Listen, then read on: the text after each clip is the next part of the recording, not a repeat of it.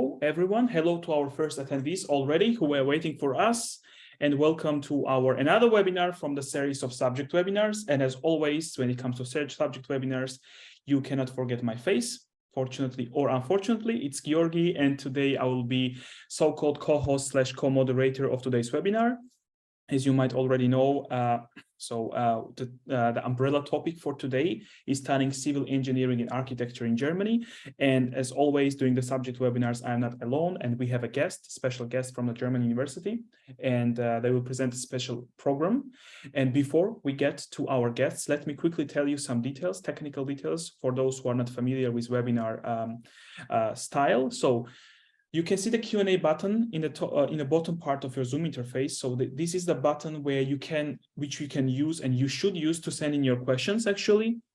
And it is already open, and you can start already actually sending in your questions, and it will be open until the end of our webinar. So make sure to make a use of Q&A, and your questions, I will be monitoring them, and some of them will be asked, depending on the content, will be answered directly by me, or I will save the questions, for example, program-specific questions, and then our guests will answer them live after they are done with their presentation. Also, keep an eye on the chat. Although you cannot use the chat, I would also suggest you to keep an eye that, for example, some contact details will be shared there, and also link to the program which is being presented. So yeah, keep an eye on the chat as well.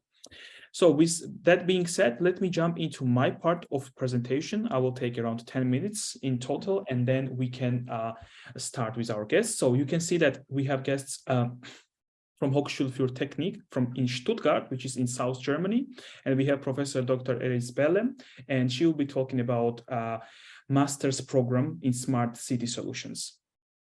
So who is behind this webinar? For those who do not know, so it is MyGermanUniversity. When you go to our website of mygermanuniversity.com, you will be able to find over 2,400 degree programs taught in English, mostly in English at least. So both on bachelor and also master's level. On the left-hand side, you can see a small excerpt of our study finder, and you can see that in addition to bachelor and master courses, we also added some short courses and language courses as well. So to put it simply and shortly, the main mission of MyGermanUniversity is to help international students like you on their way towards studying in Germany. And one of the ways actually of doing that is through our study finder. Now, on the left-hand side, as I said, you can see a demo version of Study Finder with only some of its filters.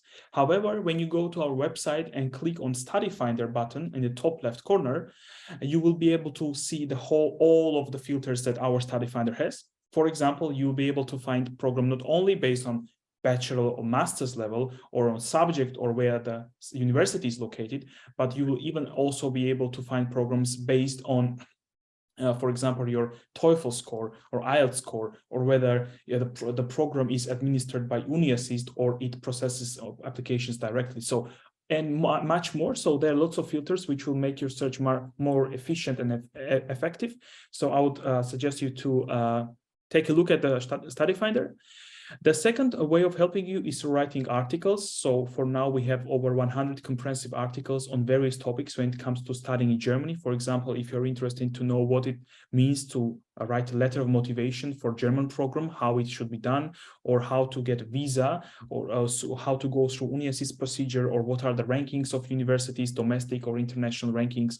So all of these topics you can see, you can find on our articles webpage. On the left-hand side, you can see this navigator bar based on which you can, there are some topics, and based on these topics, you can find articles. So another way of helping you actually, which is also quite useful. And the third way, last but not least, is the webinars like the one that we are having today. For example, per year we have over 150 webinars actually, and the topics are different. It can be UniAssist, it can be visa, it can be general studying in Germany scholarships, or these subject webinars like the one that we are having today.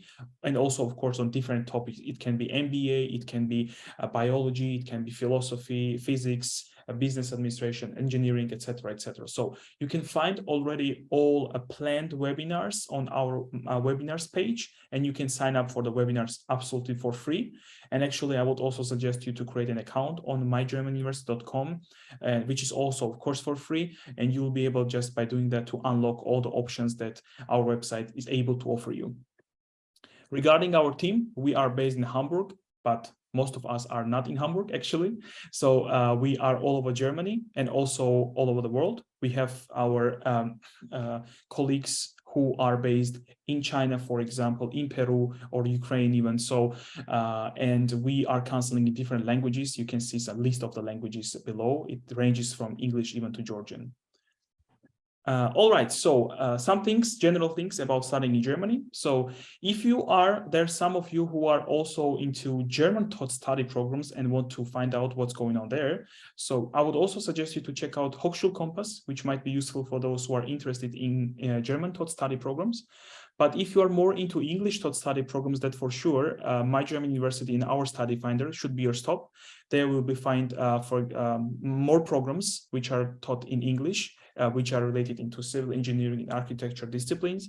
And you can see that it can be bachelor and also master's levels programs. And yeah, most of them are in English. Here's a small typo, but yeah, most of them are in English.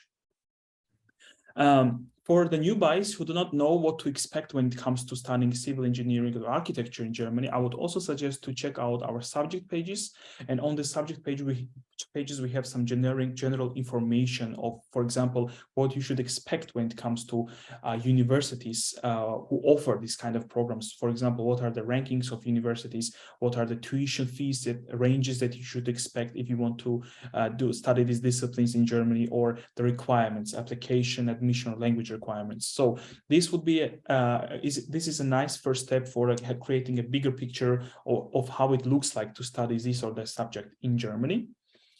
Regarding the tip, we often hear that students very often are guided by quantitative metrics like, okay, what is the ranking of university, or okay, I want to study in Berlin or Munich. Yes, it's totally fine to study in Berlin, Munich. Of course, they have really nice universities, but of course, in Germany is much more than Berlin and Munich. And there are much more cities and towns in Germany where you can get really high-level education, high-quality education. And also, regarding rankings do not always reflect all those details that you might be interested in. This is the first thing. And the second thing is that many international rankings, well-known rankings actually, that you might be guided by, do not include many of the German universities because of some issues. So that's why you will, if you follow only this, you will miss out many programs that might be actually the best choice for you. That's why be more flexible in this regard.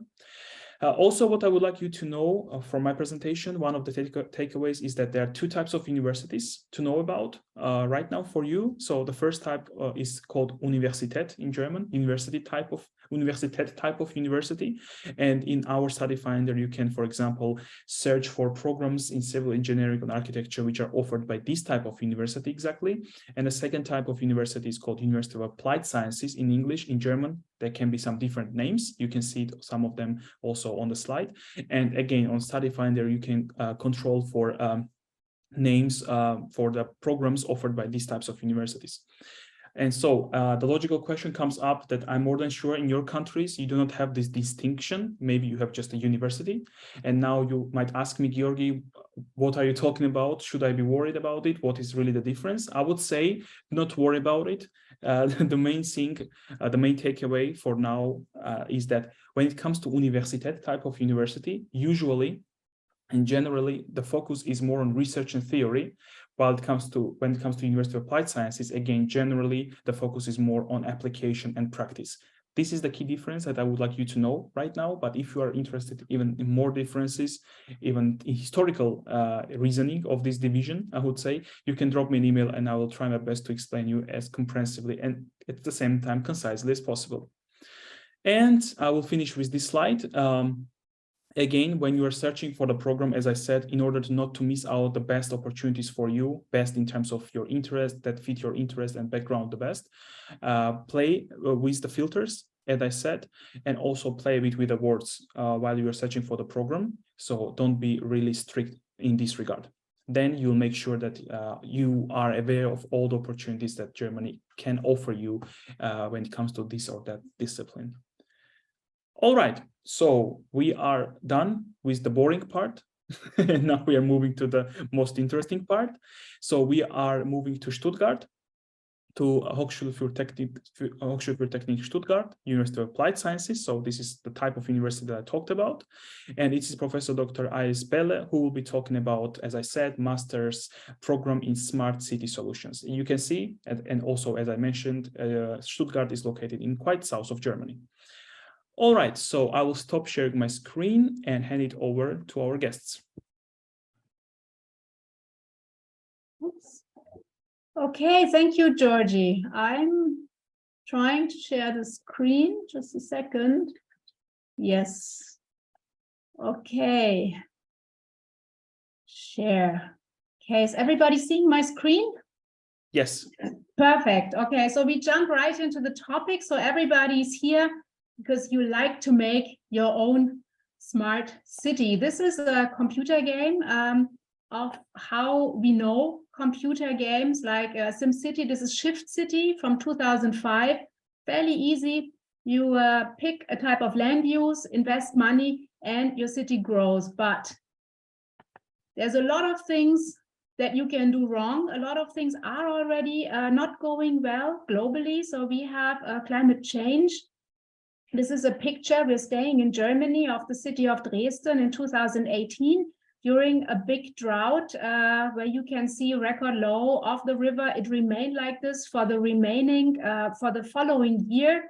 Another big problem is, of course, a waste problem. So those are local problems, but also problems we see globally that we need to pay attention to when we plan our cities.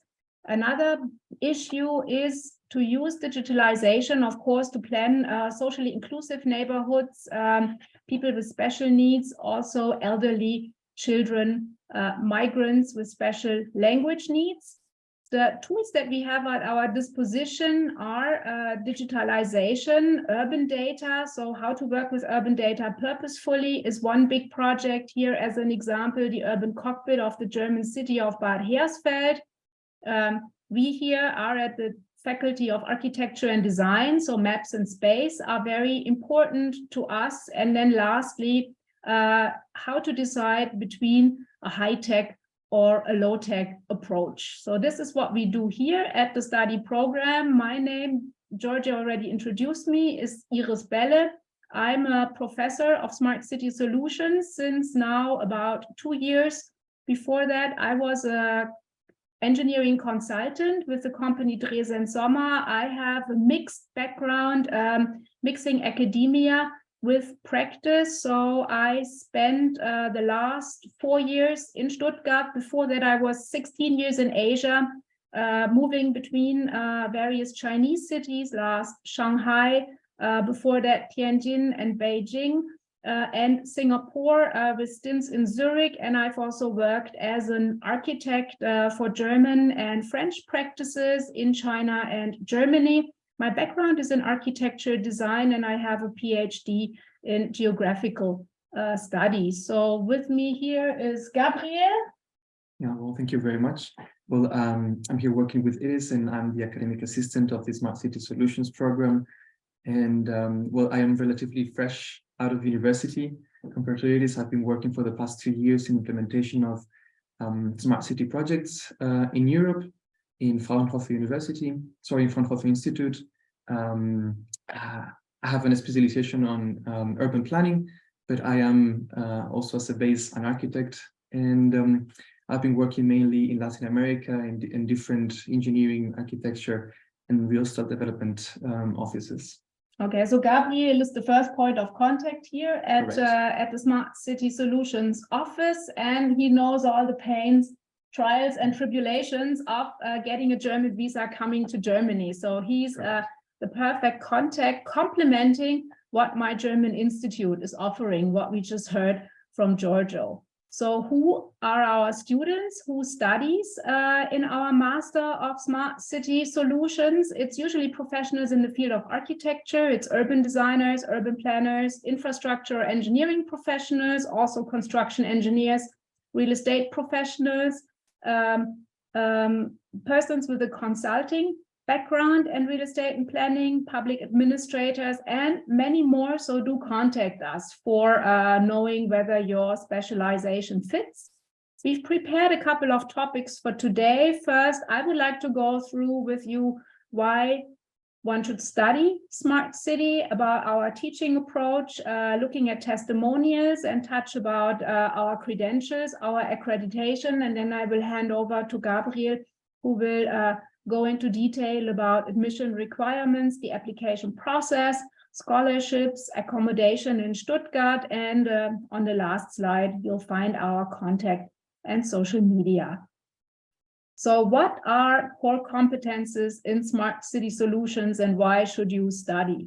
So core competences are, of course, I have already mentioned it, our planet is at huge risk by mismanagement due to industrialization. We are warming the climate by emitting a lot of CO2 emissions. We're also seeing social disparities around the planet, bringing about migration, hunger, inequality. To this end, we very much draw on the Sustainable Development Goals of the United Nations and of the Index of Well-being by the OECD, the Organization for Economic Cooperation and Development, to mitigate and redress these global problems. Our definition of the smart city, and I start here with a slide that some of you may be familiar with who were doing a presentation on smart cities in Microsoft PowerPoint. This is what PowerPoint suggests to you. When you type in smart city, you see a skyline of a futuristic city, glass towers at dusk, lights are on, and you see beams and rays of light signaling the flow of information, but also transportation. So things are happening, there's an exchange between these buildings. The definition we like to use here at Smart City Solutions is one that comes from a European Commission project called Espresso. It has 3 parts. So the first part is that in a smart city, we always have ICT, that's information and communication technology. So that's here our smartphones, our media, our broadband, our 5G, 4G, and this is actually merged with traditional infrastructures like roads, sewage system, water, electricity lines, and then coordinated and integrated using new digital technologies like that dashboard we saw in the entry slides. It's also a city whose economy and administration are driven by innovation, creativity, and entrepreneurialism. So this is something we need to know about as smart city specialists. And it's a place where technology and innovative solutions increase social integration. So it's not for the sake of technology, and because we can do it per se, it's really the greater goal of bringing together people and making life more easy, more comfortable, and also more sustainable from a resource perspective in the long term. The origins of the concept come from the Factory 4.0, where the idea was if you connect all kinds of processes with sensors to a central dashboard, you can optimize that whole process to the end. The next complex thing were actually cities, where you, instead of optimizing a conveyor belt, you optimize how people get from A to B, how they get their electricity, how different systems are interlinked and create synergies. To this end, various entities here on this slide, the European Council, have created targets. The 2030 targets are to reduce greenhouse gas, increase energy efficiency, and reach a certain share of renewable energies of total consumption. You could add your own KPIs, and that's also what we do in the program. We can also break it down to neighborhoods. Here's an example from Switzerland, from the University of Winterthur about a smart neighborhood where you see smaller applications like biodiversity, beekeeping, car sharing, neighborhood platforms, fab labs, co-working spaces, but also local and decentralized renewable energy generation. In the European context, the smart city is sponsored by the European Union. The new Leipzig Charter is a framework that refers to how cities should develop. And in Germany, we have a big funding project and the Smart City Charter. This is simple stuff. Common European values are to create a just city, a green city, a productive city, use digitalization and achieve it through integrated development.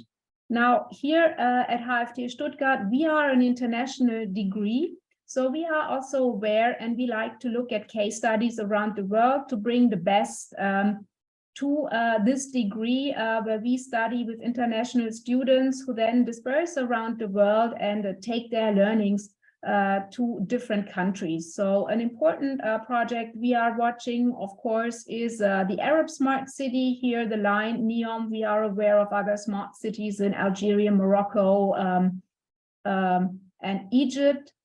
The African Smart City that we're watching very closely, there's Akon in Senegal, New Alamein City in Egypt, Lagos, in Nigeria, the Eco-Atlantic City, and then there's a whole host of smart cities in South Africa.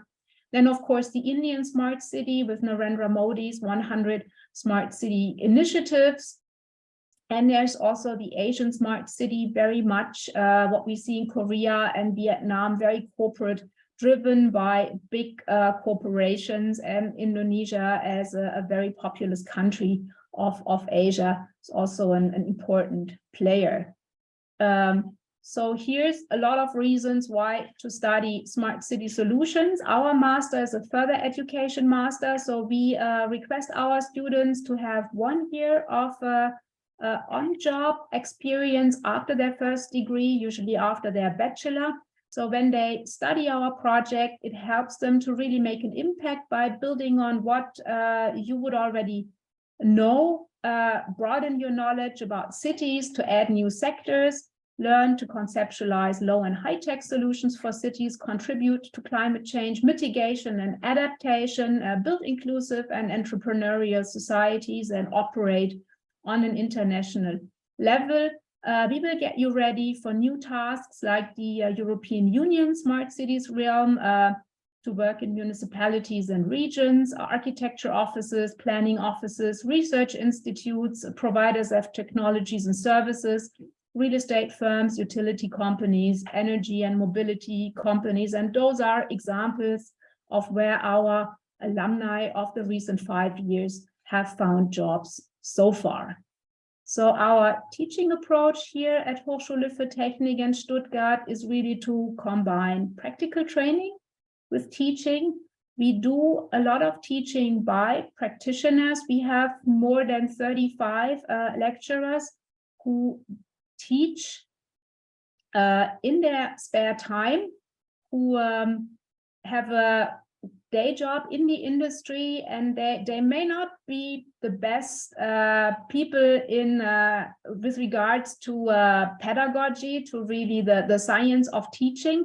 We like to work with them because they bring very new projects from their offices, which they may be working on at the moment, to our classroom. This is very important to us, particularly in the smart city field, which is a fast changing field, to expose our students to the latest trends and also give them an opportunity to participate in what is moving the industry. And on the other side, our lecturers, for them, the main reason to teach here is really to get into exchange with our students, be inspired, and discuss questions they don't have time for in their day-to-day business.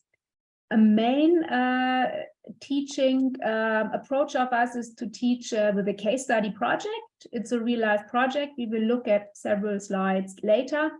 We support learning in groups, also learning from classmates. We try to put together groups of students for teamwork with students of different primary educational backgrounds. Our teaching days are Friday, Saturday, Sunday, and Monday. That may come as a surprise to you. So if you choose, you don't have weekends. If you need to relax, you can do that during the week.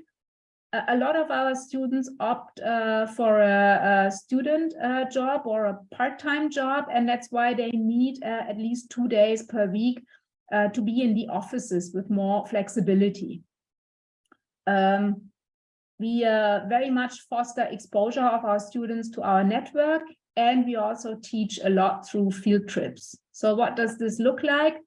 The case studies that we have conducted so far are usually with municipalities. Ludwigsburg is one of them, with big real estate projects. One of them was Berlin Siemensstadt Square, with potential development sites. That was a case study conducted in Hamburg, or with cities like the city of Ulm, who received a German smart city research grant from the federal government. And currently we are working with an energy provider and a utility company, that's EnBW, who is developing a neighborhood of 600 units. That's also, I don't know if you can see this, the poster behind us.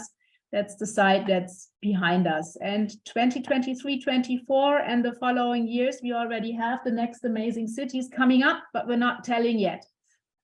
Teaching approach for case study is an approach that starts with sensing, data analysis, mapping, cataloging local and global smart solutions, stakeholder and policy mapping, co-creating. It involves workshops with stakeholders and the students, and then really putting that into action and designing a vision of innovative services and solutions. Our case study givers like this approach because with the students, it's possible to produce and think about solutions that the industry may suppress for certain economic or time constraints. So our case study givers will have the benefit of having alternative and broader variations. This is an example of a completed case study. The final format that we submit to our case study giver is a booklet. This is the city of Ludwigsburg. The core was really here the task to see how different smart city sectors develop synergies. So we can see here we have had a focus on rainwater collecting, on green area, on information, on cooling of the city, on energy. And then again, this is actually not rain collecting, that's wrong. This is district heating. Here is a photo collage of the city and how this all comes together in place.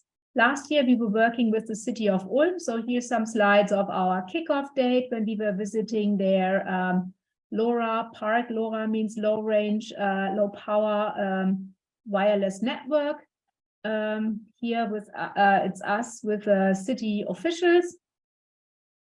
This is a glimpse into our classroom, how it works. Students, overall subjects usually work in teams of 2 to 5 people. Lecturers go around, give direct feedback.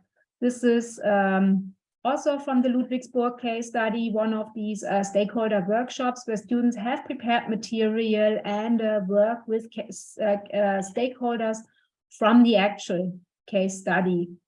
Here's a public presentation of results. That was in Ulm, where our students were preparing a poster session, and then during a public conference really got in contact with the wider public, giving them the opportunity to present their ideas, but also to present themselves as a potential employee for various companies or municipalities.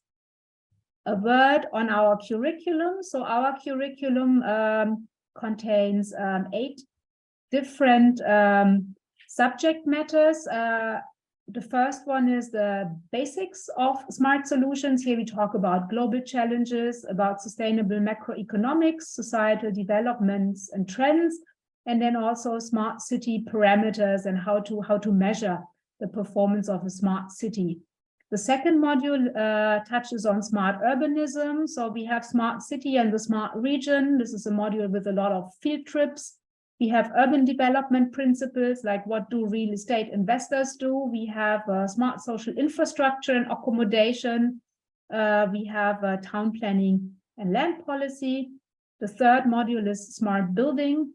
That's all about architecture concepts, technology in buildings, heating, ventilation, and transportation technologies inside buildings, also building information modeling, BIM, different types of certifications like LEED and BREEAM.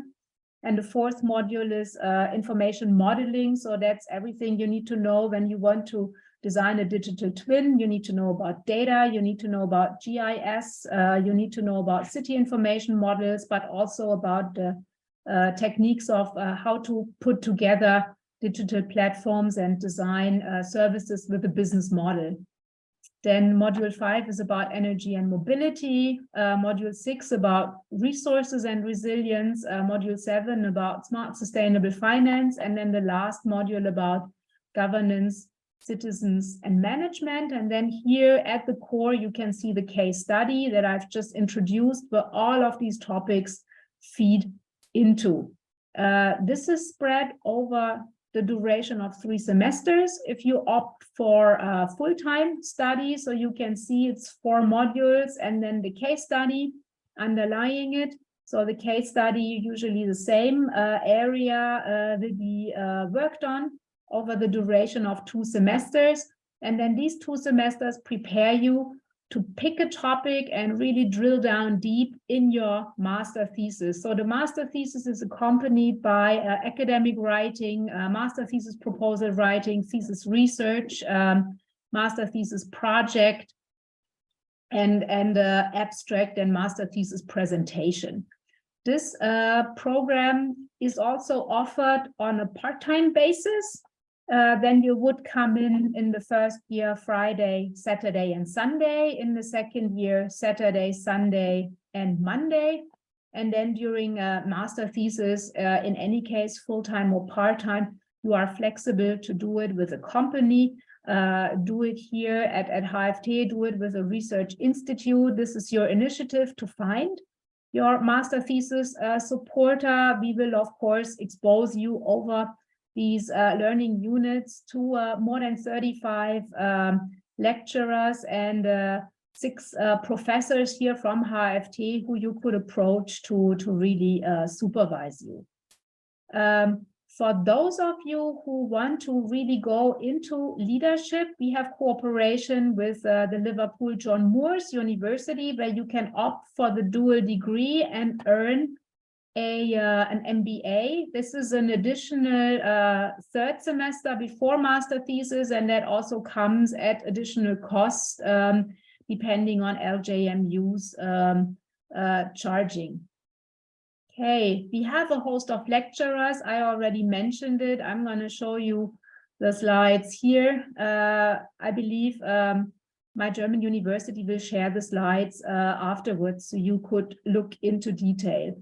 Our students, those are the students from the last 2 years. They come from all over the world. As you can see here, we have the capacity of teaching 25 students per year, in case you wonder about the size of the courses, and our language, of course, is English. We are accredited by ASIN. The accreditation is valid until September next year. We are currently working on re-accrediting the study degree, and so far, so good. No complaints. Then something that we established, which is not mandatory, is our advisory board. So we have an independent board of supporters from industry, municipality, also professors here from the university, who meet once or twice per semester. We report to them about the status of the program, and they give input pertaining to the curriculum, to master thesis. We are also chasing them to fund scholarships for our students, to hire our students as research or working students, and support our master thesis with supervisions or with topics that concern their operations. So currently we have 24 advisory board members. We are looking to expand to 30 pretty soon. And those are part of our wider network that consists of professors, lecturers, current students, alumni, and of course the advisory board. For testimonials, this is what our students say. Usually they enjoy the combination of modules.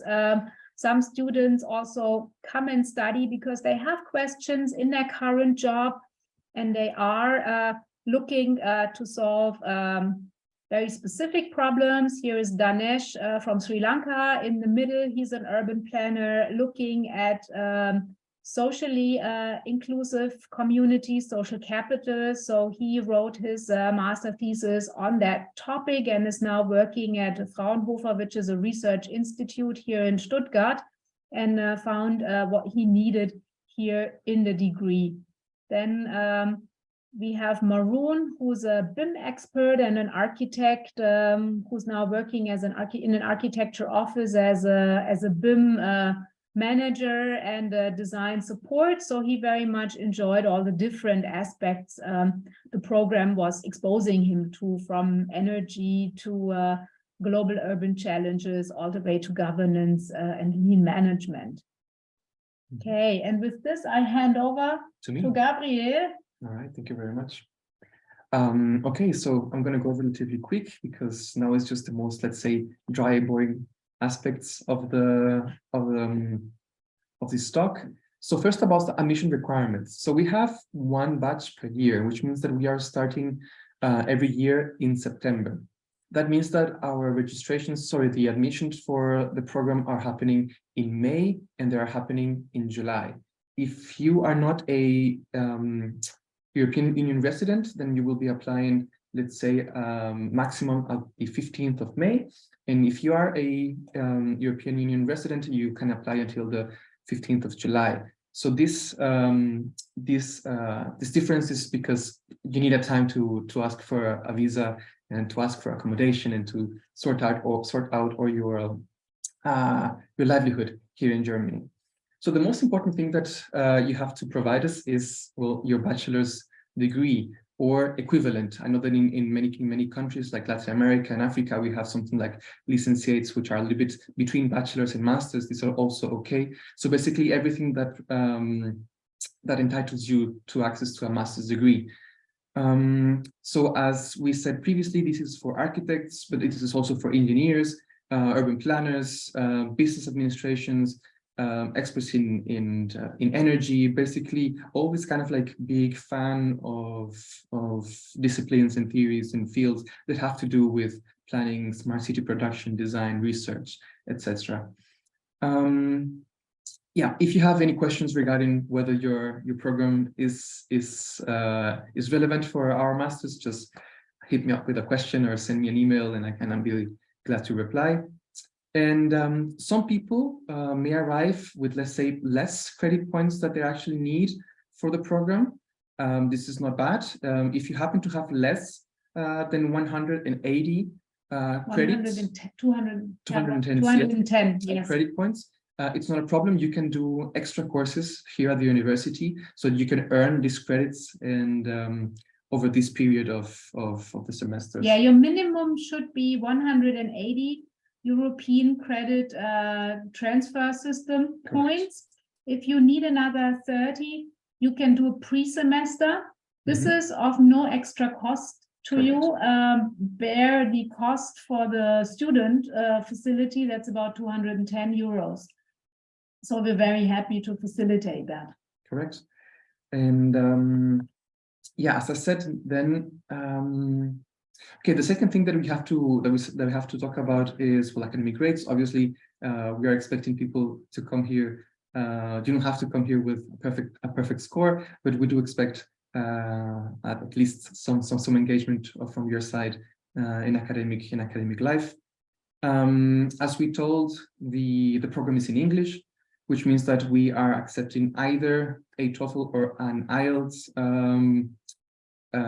exams, or if you actually graduated previously from a previous institution that were teaching in English and you could provide, this is also possible. And also very important, since this is a profession, this is a program that is very much like towards professional practice. We actually also expect people to come with at least 1 year of full-time professional experience after completing your first higher education degree. Right. Now, we like to ask for an academic style essay, so that this changes every year. You can go to the website right now and you can find your version, a downloadable guideline to this style essay. So as I said, every year changes, and it's for us to have a sensation of how do you feel and how do you think about different aspects, urban aspects in your own home countries. Yeah, this is also, if I may jump in, for students who don't have very good academic records, but then have gathered new input during their time of working after the degree. So with a nice, interesting essay, you can actually offset bad academic degrees. So this is a good chance. Good. Things that actually, another couple of things that actually help you are the letter of motivation. This is very important as well, and your curriculum vitae and your portfolio. I know that the portfolio is especially important when you come from design and from architecture professions, but those three things are actually very important for us to have a good sense of how the applicant is, like, whether this person is relevant for the program or not. And now about cost of the program. I know that most of us have already heard like this kind of like Instagram and Facebook headlines that Germany is a free education country, which is true if you're German, and or if you have an European passport or European residence permit. So mostly this would be the case. If you come from abroad, unfortunately, you have to pay. And also bear in mind that Germany is a federation of states, so different states have different regulations. In the case of Baden-Württemberg, we do have to charge. Yeah, maybe I have to jump in for fairness. Our program is a further education program. Correct. So also applicants from Germany need to pay the same amount. Correct. So whether you are going to be participating part-time or full-time, well, as you can see here on the table, the full cost of the program is 10,000 euros. And on top of that, you have to consider if you want to do the Masters of Business Administration in Liverpool, that's going to be an extra cost. And on top of that, we have to take into consideration that we're going to be doing excursions, that we're going to be doing some projects that might require, let's say, travel costs, for instance. Now, how is the application process looking? As I mentioned before, the 15th of May is the deadline for application, which doesn't mean that you have to apply in May. You can apply throughout the year whenever you want. I'm happy to receive applications in September, January, whenever you want. And actually, this is going to be more beneficial for you because you need a lot of time to prepare for your visa and for your and to find an apartment in Germany. So if you want to apply earlier, that's completely fine. And if you are an European resident, so you are looking at the 15th of July as your deadline. Now, the review of the documents and the first analysis of the application takes roughly about 2 weeks. And then we are going to be calling you for interviews. And these interviews are going to be happening online. And if you are in Germany, well, we can also do these interviews personally. And yeah, so after these interviews, this round of interviews, the analysis takes roughly another 2 weeks. So that means that the whole process, since you apply until you receive either an invitation or not, that's roughly a month. Yeah, And, so that's probably important for you because we get a lot of questions on that. We call this a rolling process. So what we're not doing is we're not waiting until the final deadline and get all the application and sort the best and the worst. correct. We are aware that a lot of our applicants are facing constraints with regards to visa and organizing their biography to come to Germany. So we like to let them know as soon as possible. So those 4 weeks from you sending in your full application to the final decision is actually the longest period of time. It may even be shorter. Yeah, correct. And well, so as we just said, we try to be as expedite as possible. And after you receive your acceptance email, you have to go full force with visa processes and with residence permits here in Germany, because for some countries it's much easier. For instance, in my case, I come from Costa Rica. We are 5 million people, so the embassies are relatively busy. But if you come from a country like India, that has 1.2 billion people, then the embassies are really burdened. So it's good that we give ourselves some time for this process. After you receive also the acceptance, then we expect from you also a confirmation whether you're coming or not. And if we receive from you this confirmation, then we forward this application to the international office and to the student secretariat.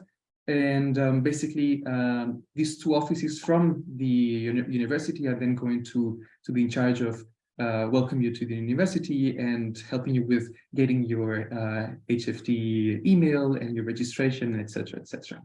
Most of the documents that you have to submit to us are digital submissions. You can scan your diploma, you can scan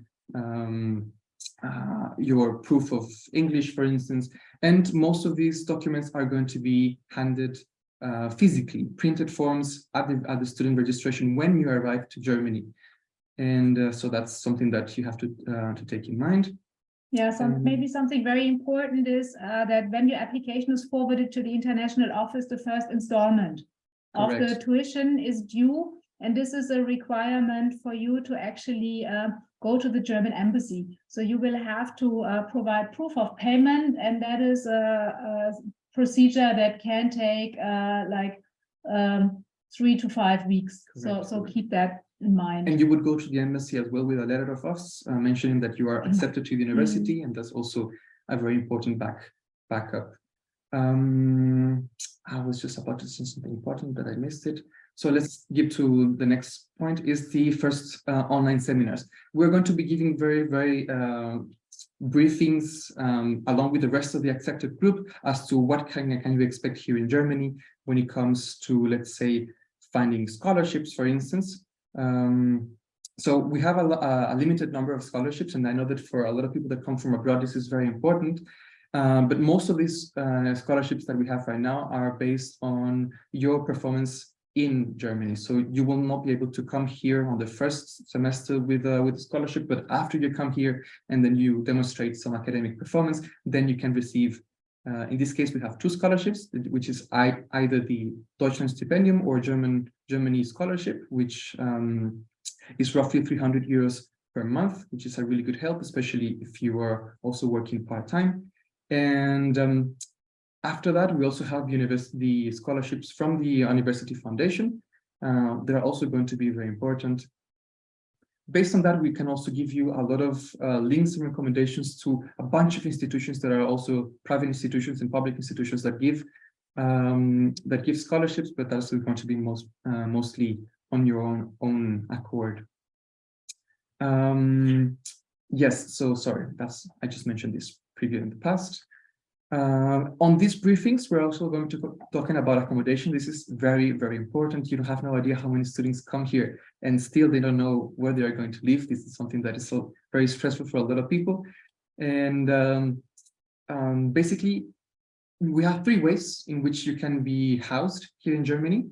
Either you choose for a, let's say, public-private partnership that happens in Stuttgart, and that is serving all public and private education institutions in Stuttgart. One of them is, of course, the University of Applied Sciences, which means that if you're a student in Stuttgart, you can apply to this association, and you can find relatively cheap apartments and in student dorms, either in campus or off campus.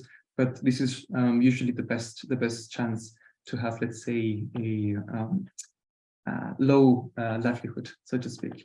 You can also choose to go to the private market. There's a lot of different websites and associations that also provide listings and catalogs of apartments.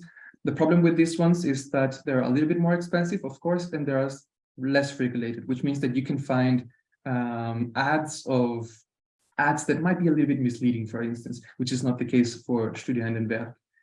And you also have other organizations, such as, for instance, the Catholic Church and the Evangelical Church, and other secular and non-secular institutions that also provide housing in Stuttgart. And I guess that if we come to this place, I think the only thing that I can mention right now is that these are basically our three main ways to communicate with the world.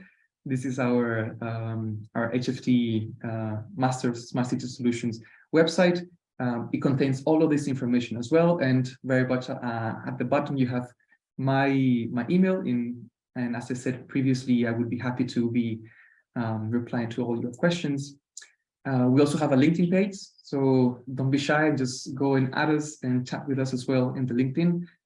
And coming soon, we will have an Instagram page in which we'll be sharing with the world what we have been doing and what our students have been doing, actually. So stay tuned and subscribe. Yeah, and I think that's for us now, and it's time for questions, I guess. Okay, great. First of all, thank you very much to both of you for a comprehensive, wonderful presentation and very informative one. Very nice topic, very nice points made. Just to quickly, because this is a really huge topic regarding visa and how people are sometimes late for their semesters, I dropped in the chat two links to our articles for student visa and also for student applicant visa, which many students are not aware of. So please read the articles whenever you have time. Maybe it might be useful information for you. Maybe in your country it's possible to get a student applicant visa, so you will decrease much your chances of getting into Germany late. So this is just some links, and now we get to the questions that I received from you. As I promised, we will answer them after the presentation. So here we are. The first question, so I will read it out. Is it possible to join university clubs? I'm referring to soccer club near of the university. I have relevant qualification for degree program. Yes, please. All right. So something really cool here in Germany is that, well, especially in Stuttgart, is that there is a university, a school of sports, which actually serves the University of Stuttgart, the University of Applied Sciences, the University of Media, and basically they provide sports associations of many different. They fill up really quick, so you have to be fast to like secure a place. So it's good that you're asking already now. We have like one of our former students, he really got into kayaking, so they were practicing at a local swimming pool, and he learned amazing German because he was going to trips to France, to Slovenia. He had a blast. Correct. Yes, correct. So Stuttgart is definitely the place to come if you're looking for after university sports activities. Correct. And on top of that, there's also not university associated, but let's say private or community associations of sports. They're also very cheap and they're really good quality, and they actually produce very good sport people in Germany. They are actually like local, let's say Feuerbachverein or like Esslingen-Verein. That's pretty easy. And that applies also for languages. The same system. That's very good insider insights, I would say. Thank you very much. And now then let's move to the next question from Anuki. I want to apply to your program, but today I read an article by I'm Expat mentioning that Stuttgart is not so welcoming of international students alongside Hamburg and Frankfurt. Is that true? So yeah. Okay, so when it comes to, let's say, welcoming, it really depends on where are you coming from and what do you expect. If you come from countries like Latin America or like the Middle East, in which hospitality is priority number one, you might expect, let's say, some disappointments. But disappointments not in the sense that Germany is a hostile country, because it isn't, but in the sense that Germany has a very different way to express, let's say, hospitality, or a very different way to express, friendliness. So yeah, we're very rational. So don't expect friendliness or a sense of welcome at the public administration bureaus. Oh, That's yes. why we always mention, if you want to study our degree, do apply today, because it saves you so much stress. And that's why we do the rolling development, to get you here with a lot of time, so you don't create stress for yourself, because public administration is slow and you have the sense they're not welcoming. No, but public administration is a different topic. If you're talking, let's say, about public life, about people in the street, as well there's racism or not towards international students, big cities are, let's say, much better. If you go to small cities, it's more common that people do not have experience with foreigners. But in big cities such as Frankfurt or Hamburg or Berlin or Stuttgart, it's going to be much easier. Actually, here in Stuttgart, if you're in the public square, you hear so many different languages. And what else can be said about that? I think you'll be fine. If you hang out with the right people, you'll be fine. Yeah, correct. Yeah. So as I said, I'm not from Latin America or Middle East, but I'm from a country where this hospitality is also very much of the issue. So for me also was a bit of a cultural shock, but it is not that Germany is bad. It is just they have their own way of lifestyle, and you will get accustomed to it whether you want it or not. So you will also, I'm becoming German. I feel it with my behavior also. So it is normal. It is very normal, and you will find. I would say that Germans are usually shy, and that tends to be misinterpreted as rude. Yeah, can be. Yeah. So don't do misinterpretation based on the country you're coming from. Otherwise, you will think, okay, that's bad, but that's not the right strategy. Okay, question from Mohammed. For architect students, should they submit their portfolio? Please do so if you have one. Don't make it your top priority. If you have a little time on your hand, focus on your essay. But architecture design is definitely a key component of the curriculum. As I said, we like to mix disciplines. So then you, of course, with an architecture background, would be the one in your case study group to drive urban and architecture design. Correct. Okay, great. Thank you very much for a very clear answer. Again, question from Mohammed, what's the academic requirements? So actually, it was mentioned already by Gabriel, I think, but could you once again quickly make a quick checklist of what are the key requirements? So the key requirements are, of course, the diploma. So basically, bachelor's or previous to master's degree. Then you have an academic style essay.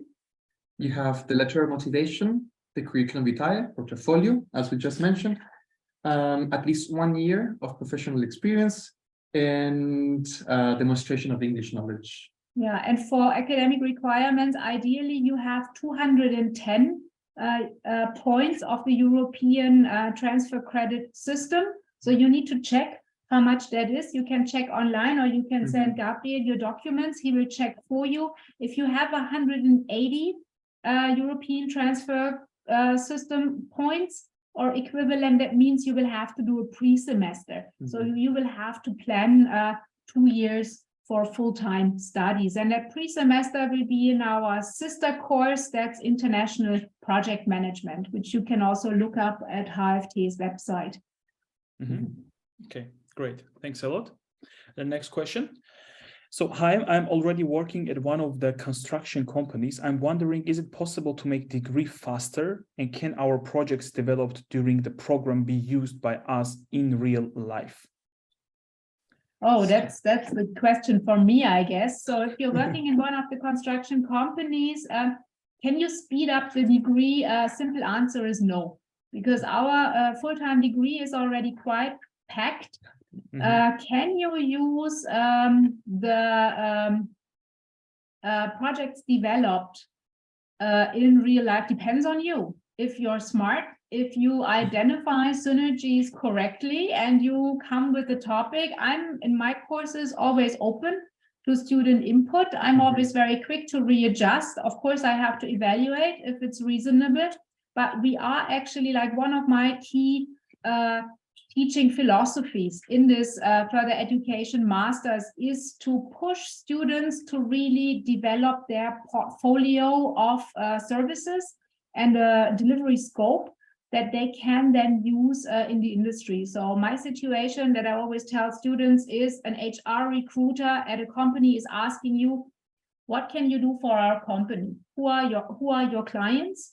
What does your team need to be? Can you do it alone? Do you need somebody else? How much time do you need? What's the amount you'll charge? What kind of software or hardware do you need? And what's the expected margin that you can earn the company? So this is where I want to push my students to. If you could bring a project that fulfills these requirements, I'm happy to integrate it in my courses. Great. Thank you very much, Professor. Next question is an artificial intelligence part of the course? Yes and no. So we don't do any machine learning programming, any large language models, pattern recognitions. We discuss AI on a very high level. We had master thesis. We actually currently have one that is specifically looking at AI, but to tell you frankly, if you don't bring any prior knowledge or if you're not prepared to do additional courses in your spare time, it will be hard. So if you look for an AI course that does full-blown pattern recognition, large language models, Smart City Solutions is not the course for you. We are very transdisciplinary.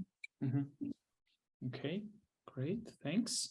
Then comes the question, do we have to have a knowledge of specific programs when applying? So yeah, specific I guess that pertains to computer applications like GIS, AutoCAD, Revit, things like that. No, you don't. Okay. Our aim is to teach very broadly, to teach people who already have experience and enable them to work in leadership positions where they know for a given task how to put together a team and then assign work packages to this team and manage the team. So you would not need any specific knowledge, but of course it helps. And if you already have interests in a certain program, we do have, likelihood is high that we do have lecturers that help you to develop more knowledge over the course of your half-year master thesis. Amazing. Thank you very much. Question from Mark.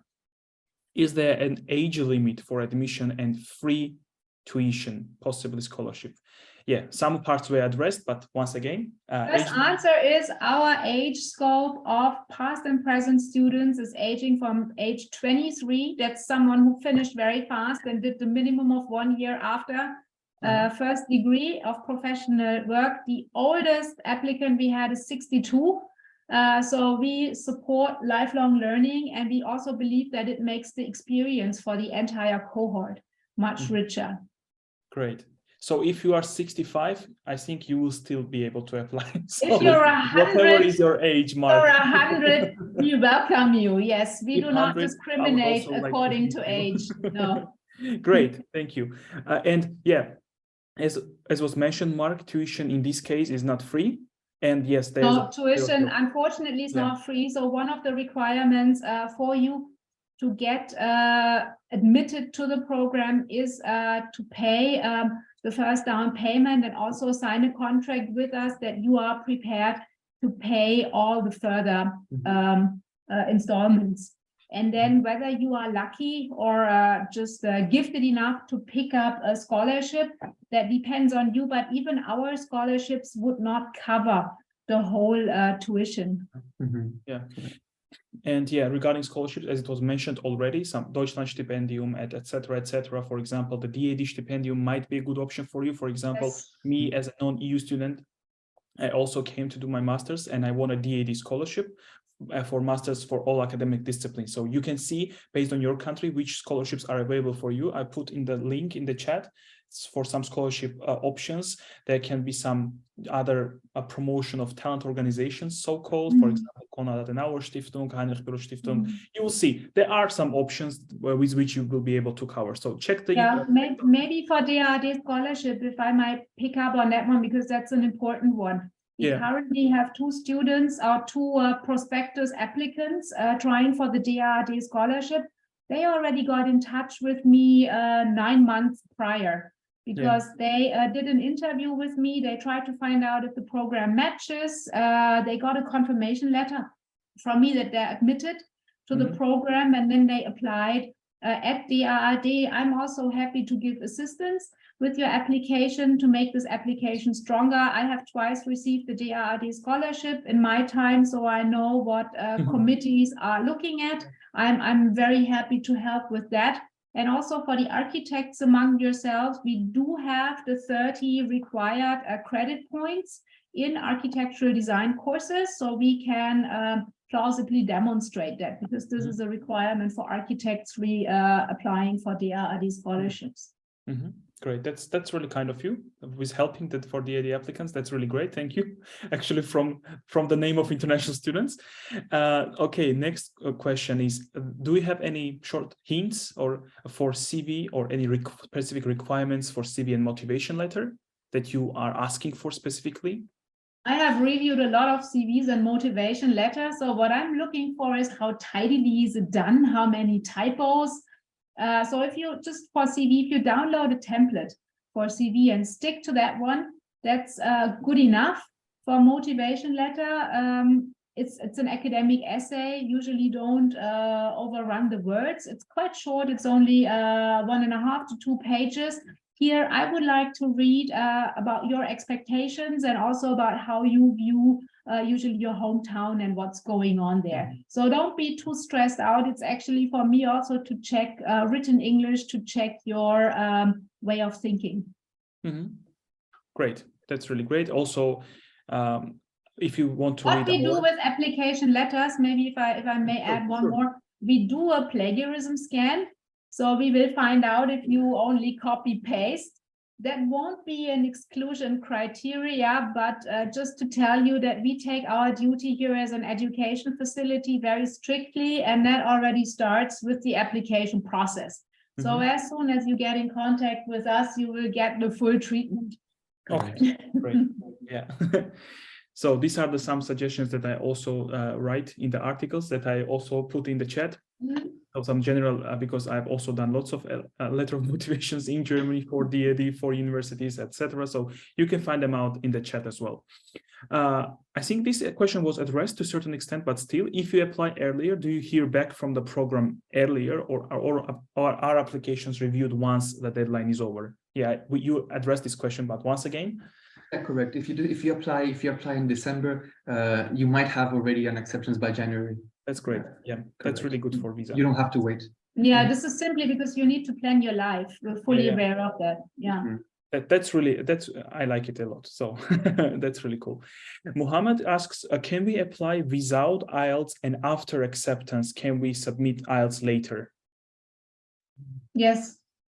Yes, I believe that is possible. You apply, that's the language, the proof of English language knowledge, right?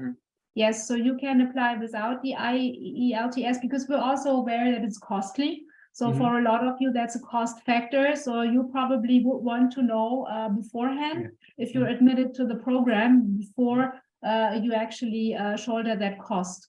So do apply before, wait for our reply, and then do IELTS later. Yes. And also because some of these processes also take kind of like a month to give you results sometimes. So yeah, depends on the country also. Yeah, that's also great. And the last question from Suhan for the undergraduate scholarships. Yeah, Suhan, as it was mentioned regarding the master scholarships, it's actually the same for undergraduate scholarships. So check out the link that I shared with you, and it is also applies, the same applies for undergraduate scholarships. And for 𝘗𝘪𝘵 application form scholarship, I also shared the link. It is funding-guide.de. This is a scholarship database for 𝘗𝘪𝘵, and you have to choose some of the filters, and then you'll be able to find application forms and everything. Okay, and let's finish with that. While applying universities, if I want to do structural engineering, can I put civil engineering universities? I'm getting confused whether to put them or not. Okay, I think if you really want to do hardcore structural engineering, we are not the program for you. You would have to, I guess you can, I think that's a question for Giorgio. That's really a question where to find a civil engineering degree. Yeah, so as I said on a study finder, you can, as I also replied, I think, to this question already, so you can include this, then check what are the curriculums. If the curriculums fit you, you can maintain them. If not, then drop these programs. Yeah. Okay. Would you like to address two more questions, or? Yes, there's one more question pertaining to application fees. So we are aware that certain universities, because there's a high dropout rate of admitted applicants that comes last minute, because students naturally shop around for options, and they like to keep all the options open. They maybe wait for their top choice, so they make us believe that they may be coming. So some universities will charge like some 300 or 400 euros that then go towards your tuition.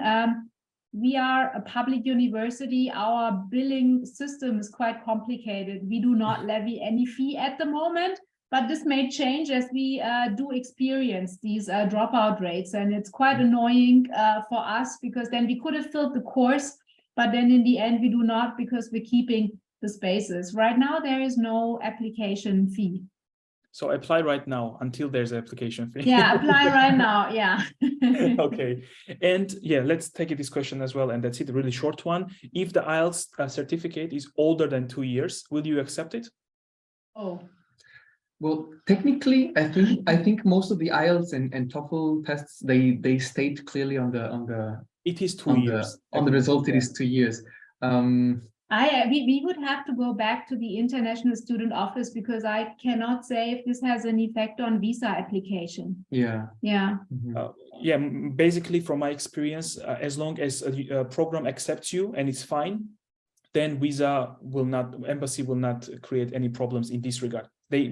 They can if they want to, but they should not do it. I mean, as long as you have an acceptance letter. Yeah, that's why I don't want, I think, to be on the safe side, have it in less than 2 years. Other than that, come and discuss with us. We're happy to find out.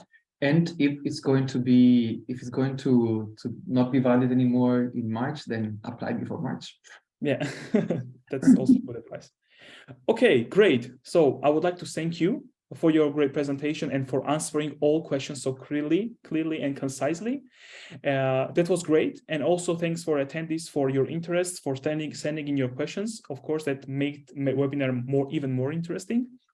And yeah, for those who would like to leave us feedback for the webinar, I also shared the direct links to Facebook or Google pages where you can leave us feedback, maybe concerns, maybe some praise, preferably praise. We'll see so how it works. And then we always check out your concerns and try to implement them for our future webinars. And yeah, thank you for watching. If you have any questions to us, you can visit our website and get in touch with us through our social media, for example. And if you have any questions directly to the program, and they always also shared with you some contact details, and you can get back to them, and you can see how friendly and helpful they are.